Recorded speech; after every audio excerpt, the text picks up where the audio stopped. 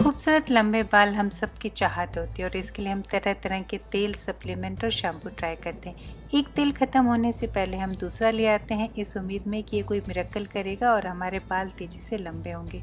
तो आज की वीडियो में हम देखेंगे कि क्या वाकई तेल बाल लंबा करते हैं और करते हैं तो कौन से तेल करते हैं। तो सबसे पहले ले लेते हैं हम सबसे फेमस, जी हाँ, नारियल तेल है। नारियल तेल दो तरह का बाज़ार में मिलता है। एक तो हीट प्रोसेस, जो इस तरह के तेल आप देखते हैं, इन्हें नारियल को गर्म करके पीस के फिर तेल निकाला जाता है जिससे उनके कुछ गुण ख़त्म हो जाते हैं, और दूसरा मिलता है कोल्ड प्रेस। तो पहले हीट प्रोसेस को देख लेते हैं। हीट प्रोसेस जो नारियल का तेल है उसके अंदर प्रोटीन 0% होता है, यानी बाल हमारे प्रोटीन से बनते हैं तो 0% है, लेकिन इसके अंदर फैटी एसिड्स इतने ज़्यादा होते हैं कि बालों को ये कंडीशनिंग करता है। यानी अगर बालों की सतह उबड़ खाबड़, आपके बाल चमकीले नहीं हैं, टूट रहे हैं, बीच में से दो मुँहे हो गए हैं, तो बालों की उन समस्याओं को दूर करने के लिए बहुत ही अच्छा है। जो दूसरे तरह का नारियल तेल है जो कोल्ड प्रेस्ड है, वो बालों की ग्रोथ को स्टिमुलेट करता है, क्योंकि उसके जो फैटी एसिड्स होते हैं वो बालों की जड़ों में जाके सीबम को हटा देते हैं। तो तटीय क्षेत्र पे जो लोग नारियल का तेल खा भी रहे हैं, जब इसे वो लगाते हैं तो ये उनके बालों की ग्रोथ में सहायक सिद्ध होता है। पर इससे कितने लंबे बाल होते हैं इस तरह का अभी कोई प्रमाण नहीं मिलता है, लेकिन ये निश्चित है कि इससे बाल सॉफ्ट हो जाते हैं। अब आप मुझसे पूछेंगे कि हीट प्रोसेस्ड और कोल्ड प्रेस्ड दोनों में से कौन सा लेना चाहिए। ऑब्वियसली आपको कोल्ड प्रेस्ड ऑयल लेना चाहिए। अब अगला हम देख लेते हैं जैतून का तेल यानी ऑलिव ऑयल। इसकी पैदावार भारत में नहीं होती, विदेशों से ही ये आयात किया जाता है।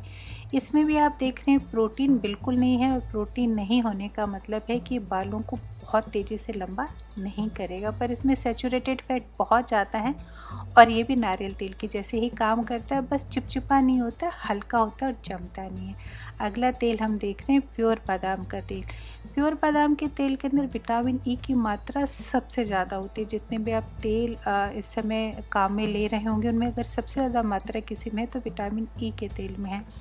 विटामिन ई के तेल का काम होता है कि सर की जो स्किन है उसमें जब अगर हम मसाज करते हैं तो खून के प्रवाह को तेज कर देता है, और उससे बालों की जड़ों में खून जाने लगता है, जिससे उनके प्रोटीन बल्ब भर जाते हैं और बाल लंबे होते हैं। लेकिन ये अकेला बालों की ग्रोथ को स्टिमुलेट नहीं कर सकता, इसके साथ आपको दूसरा तेल मिलाना चाहिए।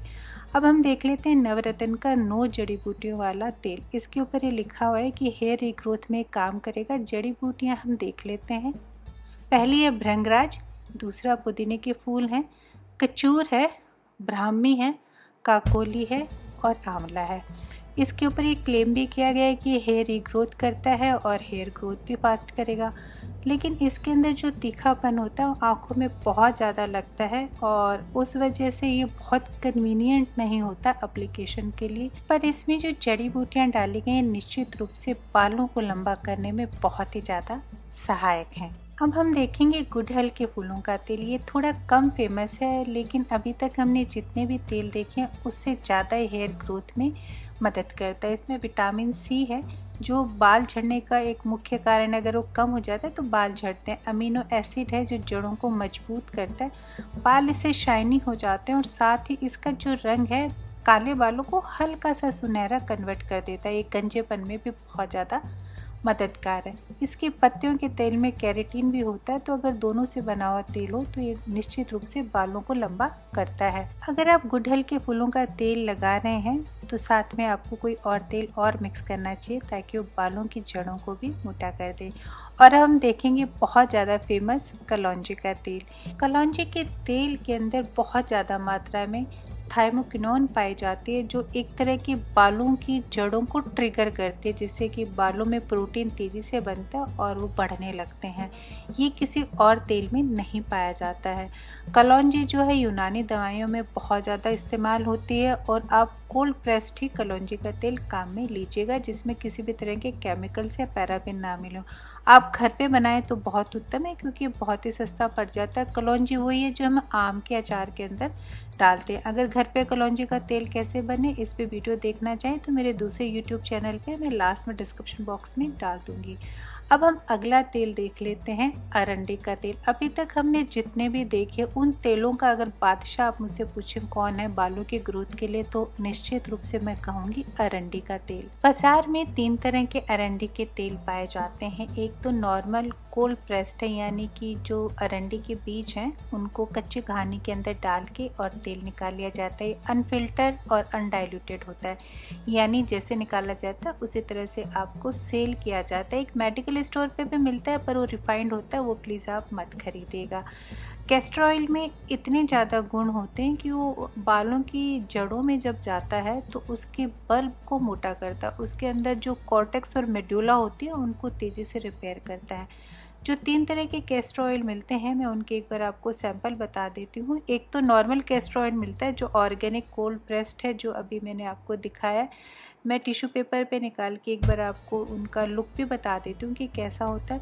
दूसरा इंडियन ब्लैक कैस्टर ऑयल मिलता है। दरअसल काला अरंडी का तेल इस तरह का अरंडी का तेल है जिसमें अरंडी के बीजों को खूब भुना जाता है और भून के फिर उन्हें कच्चे खाने के तेल के जैसे निकाला जाता है।